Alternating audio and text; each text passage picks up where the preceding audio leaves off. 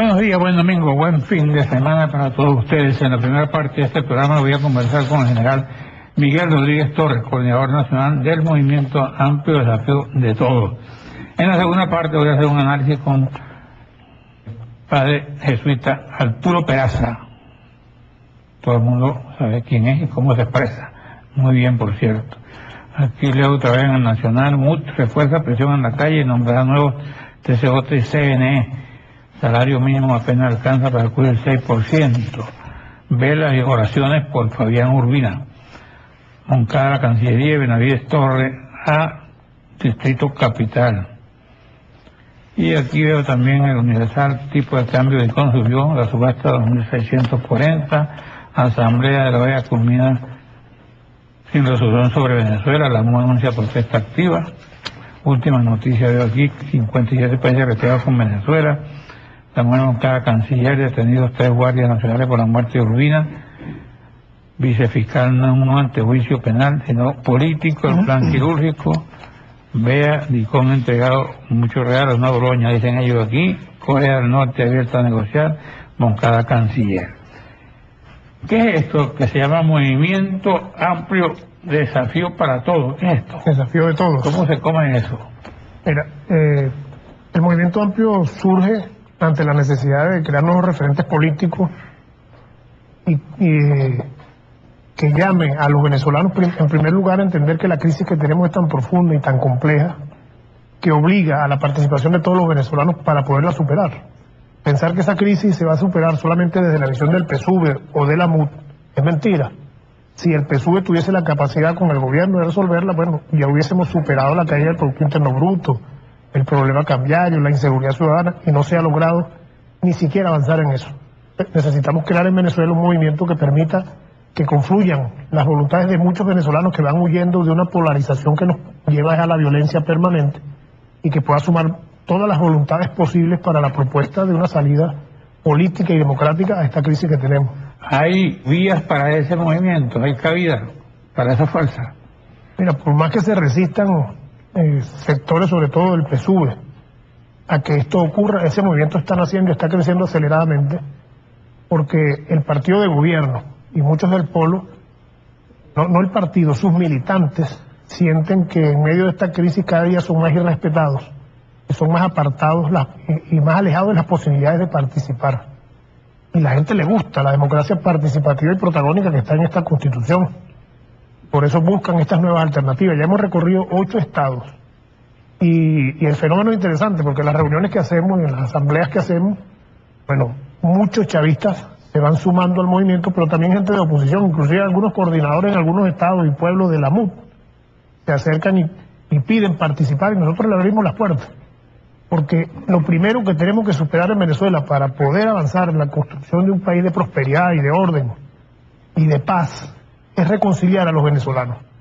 No se puede construir un país sobre odio, resentimiento, peleas, donde los adversarios políticos sean irreconciliables y se dan como enemigos que tienen que destruir uno a otro. Porque ahí nace la crisis que tenemos, ¿no? Una pugna permanente donde nadie impone ninguna hegemonía, un empate catastrófico que ha superado las capacidades de los líderes actuales. ¿Cómo ves tú, desde tu óptica, en este momento, la situación país? Es decir, las instituciones, la Fiscalía, el TCJ, las otras organizaciones que integran el Estado, instituciones, la Asamblea Nacional, todo eso. Sin duda, y eso lo sabemos todos, Venezuela está sumergida en una crisis muy profunda, moral, ética, espiritual, política, económica, social, que se reduce en lo siguiente. Si vemos cómo nos ven desde afuera ahorita, la fiscal general con pruebas en la mano determina que un grupo de magistrados son ilegítimos, de origen. Lo que quiere decir que todas las decisiones tomadas por alguien ilegítimo son nulas. Esos ilegítimos a su vez dijeron y señalaron y sentenciaron que la Asamblea Nacional está en desacato. Por lo tanto no tenemos Tribunal Supremo y no tenemos Asamblea. Y esta Asamblea en desacato a su vez dijo que el presidente anuló el cargo. Porque nosotros no tenemos ni tribunales, ni Asamblea, ni presidente. ¿Con qué opción te quedas tú? Y el presidente con el pueblo. Porque el presidente a su vez descalifica al pueblo y lo desaparece cuando convoca una constituyente sin siquiera preguntarle al pueblo si quiere o no cambiar su constitución. Entonces, este caos en el que vivimos lo que ha generado es una gran degradación institucional y un país invivible. Y nosotros tenemos que recuperar la capacidad de vivir feliz en este país. Esa fue una gran oportunidad para los líderes actuales, la crisis, para poder elevarse como estadistas a presentarle al país soluciones a la crisis económica, seguridad ciudadana, a la crisis política, y sentarse en una mesa a dialogar y resolver. Esa gran oportunidad la están perdiendo. Y solamente ante eso lo que presentan son propuestas que violan la Constitución, unos elecciones generales, otros constituyentes, y el pueblo en la calle matándose, o haciendo colas, o pasando trabajo. Okay. Eso es lo que tenemos. Ahora, general, ¿cómo identificar ideológicamente ese movimiento amplio desafío de todo? ¿Es chavista, es madurista, es anarquista, es revolucionario? ¿Qué es? Nosotros nos consideramos renovadores, y lo que le planteamos al país es la necesidad de repensarnos y renovarnos, que es un planteamiento que yo vengo haciendo desde el mismo momento que fallece el comandante Chávez, y que se malinterpretó lo que ha venido ocurriendo después. Con el fallecimiento de un líder como Chávez, era imperante la necesidad de sentarse a repensar este país, desde el chavismo y desde la oposición. Los líderes de este movimiento somos fundamentalmente chavistas todos, aunque algunos vienen de sectores no ligados al chavismo. Pero creo que nosotros, desde ese mismo momento que el presidente desaparece físicamente, debimos repensar este país y replantearnos el proyecto de país. Porque el liderazgo de Chávez es un liderazgo que no aparece común ni normalmente en la historia de los países. Eso no se hizo. De un lado lo que han querido es seguir acariciando la imagen de Chávez e imitar a Chávez, cosa que les queda muy mal. Y del otro lado, tratando de sacar al gobierno por todos los caminos verdes que ya estamos acostumbrados durante muchos años a que lo hagan. Y bueno, han sometido al país a esta catástrofe. Nosotros estamos inscritos en un movimiento que es de centro izquierda, sin duda alguna Venezuela históricamente ha sido de centro izquierda, pero que no tiene ningún problema ni complejo de debatir con cualquier sector del país y de asumir una discusión sana, respetuosa y tolerante con quien sea en búsqueda de soluciones. Ahora, ¿qué rescata tú del chavismo? Porque el chavismo no es centro-izquierda, es derecha-izquierda, al mero centro, ¿no? Creo que lo dijiste mejor. Lo que está mandando ahorita pareciera más de derecha que de izquierda. En primer lugar, lo que hay que tener claro, y los venezolanos que nos ven, y los chavistas que nos están viendo, es que el PSUV no todo el que está en el PSUV es de izquierda, ni todo el que está en la MUD es de derecha. Nadie puede abrogarse, yo soy el dueño de toda la izquierda, o yo soy el dueño de toda la derecha. Entonces, nosotros, te repito, convivimos y discutimos con todos, pero los niveles de intolerancia son tales que uno va a un foro donde esté presente alguien de la oposición. Me tocó en estos días ir a un foro con Eduardo Fernández, y entonces hay gente que sale a criticar. Debe ser que cuando uno se da la mano con alguien de la oposición como que transfiere principios y valores. No, uno lo que está es debatiendo, discutiendo posibilidades de solución. Nosotros, sin ningún complejo, aceptamos discusión y acercamiento con todos los sectores del país. La constituyente, ¿cómo se ve desde tu punto de vista? Pero hace 2 días, tu movimiento. Hace 2 días un grupo del movimiento fuimos a Choruguara y fuimos invitados por el alcalde de Choruguara, que es opositor. Buena tierra. Sí. Bonita. Falcón. Montaña hermosa, al sur de Falcón, sí. Sí, mi tierra. Exactamente. Y es la tierra de mi abuelo. Ah, qué bueno. Entonces, estuvimos allá hablando sobre la constituyente. Y en el público había chavistas y no chavistas, bastante gente. Y yo le decía que el primer ejemplo que teníamos que darle al mundo es eso que está ocurriendo ahí. Que en un mismo escenario estuviesen chavistas y no chavistas debatiendo sobre un tema que puede transformar sin duda alguna la realidad nacional. La Asamblea Nacional Constituyente, primero, es una imposición, no es una decisión soberana, porque el poder soberano lo tiene el pueblo. Yo le mostraba a esa gente en Choruguara el librito de 4º grado, donde el Estado, inclusive si es la portada del libro, es un libro editado por el Estado y repartido gratuitamente. Y ahí explican cómo es la secuencia de una constituyente. Y todo parte de un referéndum donde sea el pueblo que diga si quiere o no seguir la iniciativa del presidente o de la Asamblea o de quien proponga esa constituyente. Por lo tanto, esa constituyente es ilegítima. No tiene el respaldo del poder popular. Y eso tienen que entenderlo los amigos chavistas. Fíjense lo que pasa en el PSUV a lo interno con la constituyente. Inicialmente llamaron un montón de líderes para que inscribieran y hacer bulto en la inscripción en las candidaturas. Y después los llamaron y le dijeron no se vistan que no van, como siempre ha ocurrido. La dedocracia, la imposición de líderes de Caracas, los sacaron del juego y pusieron en la constituyente van a estar lo que quiera el secteto que dirige al PSUV y al gobierno. Esta constituyente no le resuelve a los venezolanos nada. La señora ama de casa que nos ve, yo le pregunto si cree que esta constituyente, sea chavista o no sea chavista, le va a resolver el problema de la inflación que le consume los ingresos de la familia, o va a resolver el problema de la inseguridad ciudadana que le mantiene a los muchachos presos en la casa porque no pueden salir en las noches, o le va a resolver el problema de las medicinas. Esta constituyente no le resuelve nada a los venezolanos y más bien nos está metiendo en el camino de la violencia, porque es una imposición al 85% de los venezolanos que rechazan esa propuesta. Esta constituyente es ilegítima, no resuelve nada y sienta un precedente al futuro democrático y la estabilidad democrática de Venezuela importante. Si el presidente con una firma es capaz de llamar a una constituyente y hacer una nueva constitución y después aprobarla sin referéndum de paso, si eso lo logra el presidente, bueno, cada año tendremos una constitución, cada elección habrá un nuevo presidente y habrá una nueva constitución. ¿Qué país podemos tener nosotros en esas condiciones y con ese precedente? Y en lo simbólico, el chavismo.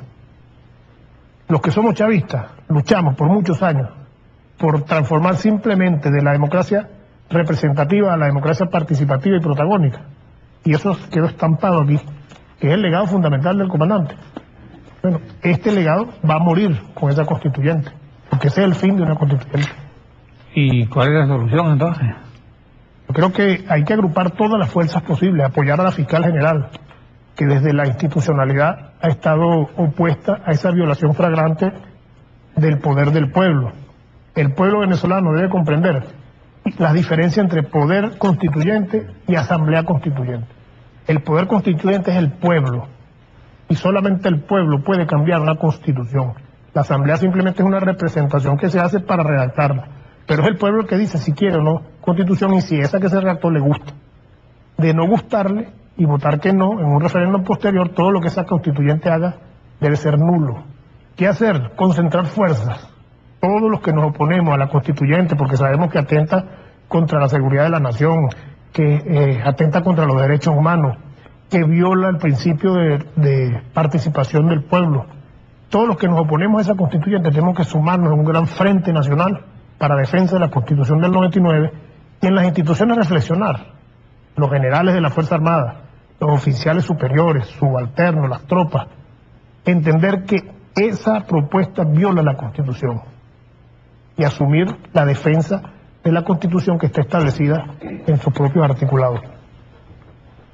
Tú dices, ¿cómo la FAN, cómo defienden? Si son obedientes y no deliberantes frente al presidente de la República. Pero la Fuerza Armada puede tranquilamente desde su alto mando conversar con el gobierno y hacerle ver la fractura. Mira, el gobierno logró con esta propuesta lo que no había hecho nadie. Lograron fracturar la unidad monolítica de la Fuerza Armada. ¿Sí? Porque según mis informaciones, o las informaciones que manejo, un alto porcentaje de la oficialidad de la Fuerza Armada no comparte la constituyente. Defiende la Constitución del 99 y entiende que esa constituyente simplemente es una maniobra política improvisada para resolver una coyuntura, pero con el riesgo de cambiar inclusive la nación, porque dice eso lo dicen en las bases comerciales. Entonces, el llamado es a eso, a unir las fuerzas institucionales, de calle, del pueblo, de las organizaciones sociales, de los partidos políticos, en un gran frente nacional de defensa de la Constitución del 99. ¿Tú crees que con esa Constitución las Fuerzas Armadas se sienten amenazadas en su existencia? Vamos a un receso. Bueno, conversando con Miguel Rodríguez Torres, general, coordinador del Movimiento Amplio Desafío de Todos. Entonces, te preguntaba de las Fuerzas Armadas y la Constituyente y si están amenazadas en su existencia. Yo creo que la Fuerza Armada, no solamente la Fuerza Armada, es una institución más del Estado venezolano. Está amenazado la República y la democracia que conocemos, la democracia participativa y protagónica que está establecida en la Constitución.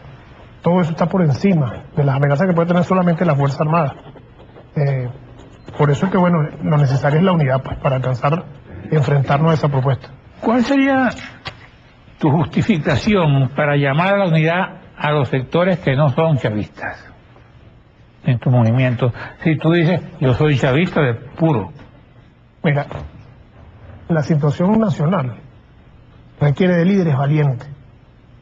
Un líder valiente es aquel que es capaz de decir la verdad, aunque esa verdad pueda traerle consecuencias que no le gusten.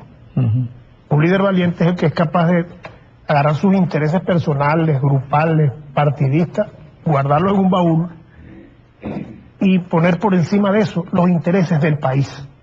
Lo que está en juego hoy no son los intereses del movimiento amplio, ni los intereses de los adecos, ni de los copellanos ni del PSUV, son los intereses de la nación, los intereses del pueblo, los intereses de la república.